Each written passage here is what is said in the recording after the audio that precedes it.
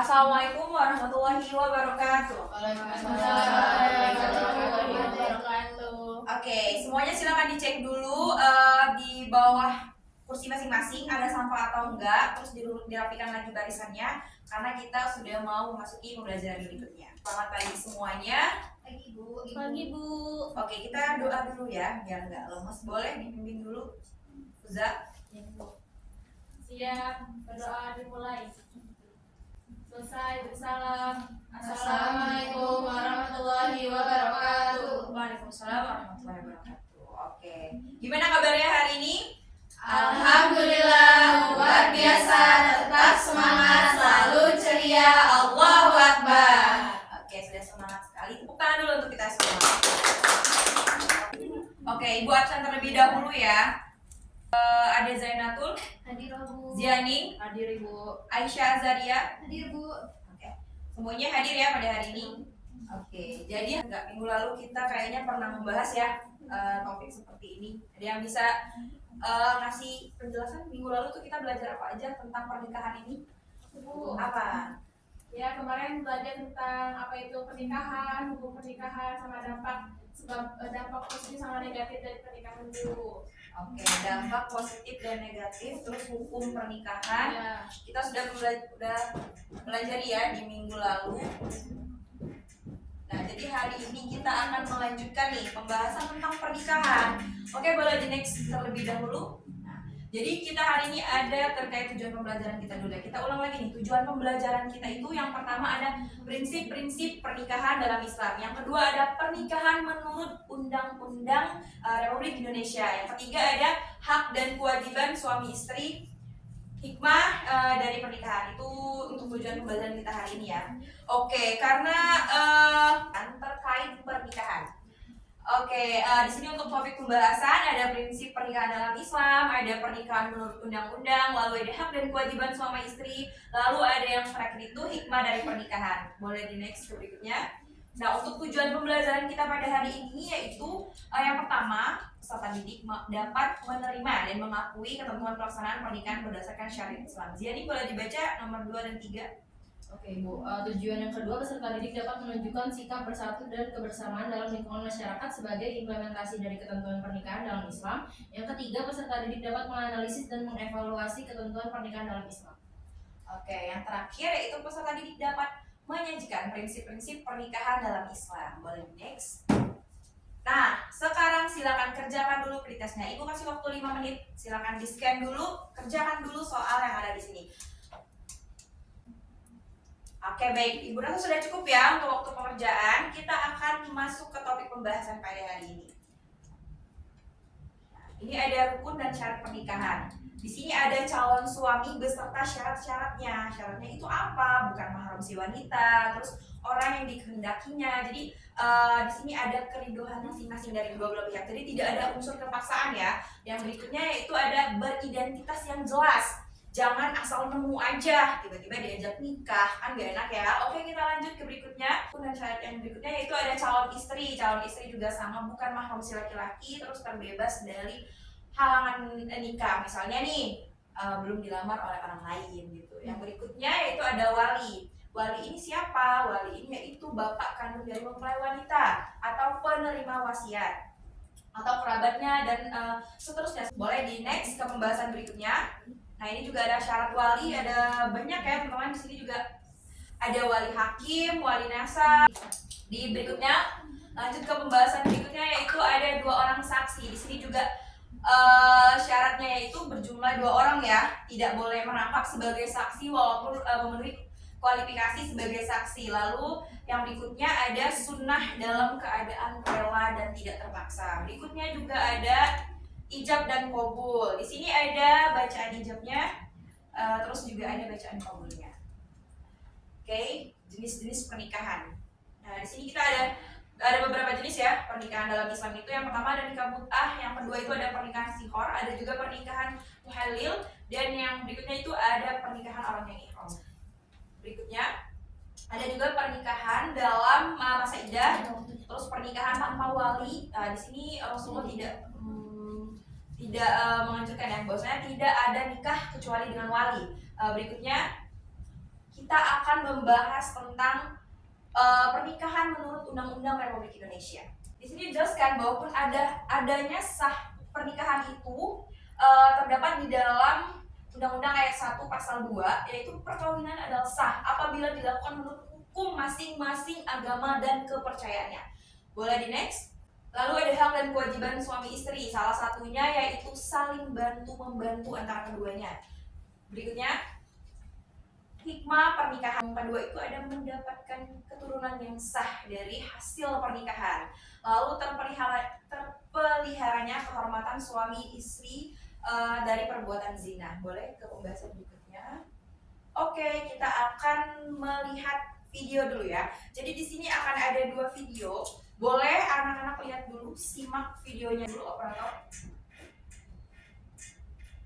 Untuk kasus yang pertama, ini kan kita sudah mempelajari ya jenis-jenis pernikahan. Jadi silakan dilihat dulu kasusnya.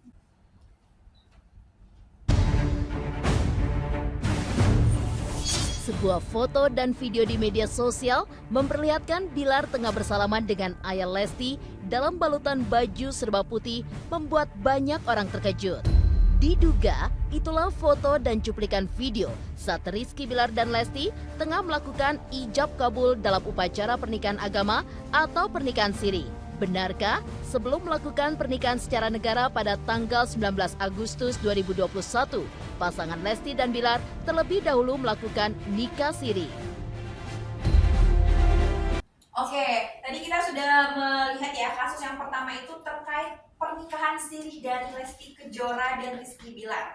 Oke, kita beranjak ke kasus berikutnya, boleh di-play dulu. Pernikahan Mika Tambayong dan Deva Mahendra menjadi sorotan karena publik tahu keduanya berbeda agama. Deva diketahui merupakan seorang Muslim, sementara Mika adalah seorang Nasrani. Mika lantas sempat menuliskan keterangan unggahan foto yang seolah berujar ke Deva bahwa mereka berhasil membawa hubungan asmara melangkah ke pelaminan. Dari 2 kasus di atas, kira-kira ada yang ingin ditanyakan nggak dari kasus yang tadi udah kalian lihat? Dari 2 kasus ya, boleh misal saya mau bertanya untuk kasus yang pertama atau untuk yang nomor 2. Bu, Oke, boleh. Ibu, apa sih dampak dari adanya nikah siri? Oke, dampak dari nikah siri ya. Berarti ini kasus 1 ya. Dampak dari nikah siri. Berikutnya ada lagi yang ditanyakan? Saya Ibu, Oke, apa? dalil yang melarang pernikahan yang beda agama itu apa? Oke, berarti tadi kasus yang kedua ya, terkait nikah beda agama. Dalil yang menjelaskan larangan nikah beda agama. Oke, ada lagi yang ditanyakan? Saya Bu, Boleh apa? bagaimana pandangan Islam terhadap nikah siri? Oke, bagaimana pandangan Islam terhadap nikah siri? Ini berarti kasus yang pertama ya, terkait Rizky Bilar dan Lesti Kejora. Berikutnya? Ibu, Oke, boleh jadi. apakah nikah beda agama bisa melalui pernikahan siri? Apakah nikah beda agama bisa dilakukan melalui pernikahan siri? Oke, berarti ini kita masuk ke kasus nomor 2 ya, dari kasus kedua. Oke, jadi kita udah punya nih 4 pertanyaan yang harus kita pecahkan dari kasus-kasus yang tadi. Oke, kita akan bagi kelompok. Oke, jadi 2 orang di sini mencari jawaban dari pertanyaan nomor 1 kasus 1. Untuk 2 orang yang ini mengerjakan pertanyaan nomor 2 kasus 2. Untuk 2 orang yang di tengah mengerjakan pertanyaan nomor 3 kasus 1. Dan yang 2 orang yang di belakang mengerjakan pertanyaan nomor 4 kasus 2. Oke, silakan dikerjakan, Ibu kasih waktu 5 menit. Ya, tadi dampak ya, dicari dulu. Kira dampak dari nikah siri itu gimana? Pandangan dari Ustadz kira-kira gimana gitu terkait dampaknya. Kita mau maju duluan dan menjawab soalnya? Oke, boleh Salsabina silakan maju.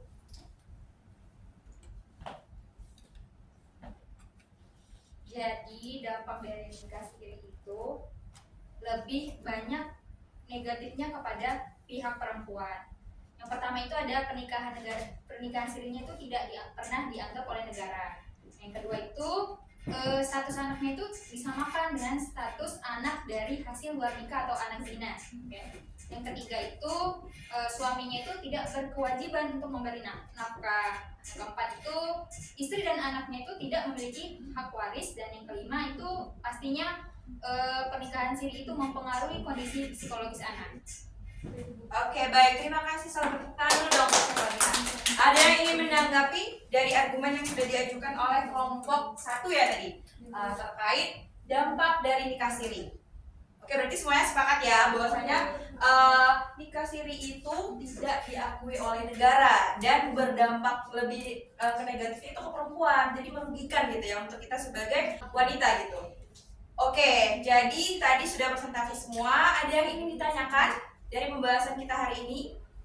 Cukup ya? Sudah cukup jelas karena kita sudah bahas di dua pertemuan nih. Silahkan dibuka bukunya halaman 115. Itu kalian kerjakan di rumah sebagai PR. Oke, di next dulu kayaknya ada kejutan lagi. Oke, ada post test dulu. Silakan dikerjakan dulu. Ibu kasih waktu 5 menit untuk mengerjakan post test. Udah ya, udah semua. Oke, jadi ada satu lagi nih yang harus kalian kerjakan. Tapi kita kerjakan minggu depan, yaitu praktek terkait pernikahan. Kelompoknya sesuai dengan tadi yang udah dibagi. Sebelum kita tutup, ada yang ingin memberikan kesimpulan untuk pembelajaran hari ini? Oke, boleh Fuza. Ya, jadi sekarang lanjut dari pernikahan yang kemarin, kita membahas tentang syarat-syarat dari pernikahan itu apa saja, terus juga ada dari macam-macam pernikahan, mulai dari nikah siri dan segala macamnya. Terus juga kita belajar tentang dampak dari nikah siri, dalilnya bagaimana dan bagaimana pandangan Islam mengenai nikah siri tersebut. Oke, baik, terima kasih Fuza. Benar tadi yang sudah disampaikan Fuza ya. Jadi tadi kita sudah membahas tentang syarat-syarat pernikahan. Karena kemarin kita sudah belajar hukumnya, sekarang kita belajar syarat-syaratnya. Tadi juga kita sudah membahas dua kasus, yaitu pertama terkait nikah siri dan yang kedua itu nikah beda agama. Nikah beda agama ini diperbolehkan gitu. Ada di ayat Al-Quran yang menjelaskan bahwasanya nikah beda agama itu boleh, tapi dengan syarat, dengan wanita yang ahli kitab gitu. Sebaiknya nikahnya sama yang satu agama aja. Terus yang nikah siri juga. Nikah siri itu boleh di dalam Islam, tetapi negara kita sebagai negara hukum, negara kita tidak memperbolehkan. Jadi dampak dari nikah siri itu ternyata cenderung ke arah negatif gitu. Baik, terima kasih karena waktunya sudah habis ya. Boleh Fuza dipimpin untuk pembacaan doa. Baik, sebelum pulang alangkah baik kita berdoa dimulai. Selesai, salam. Assalamualaikum warahmatullahi wabarakatuh. Waalaikumsalam warahmatullahi wabarakatuh. Terima kasih. Wassalamualaikum warahmatullahi wabarakatuh. Waalaikumsalam warahmatullahi wabarakatuh.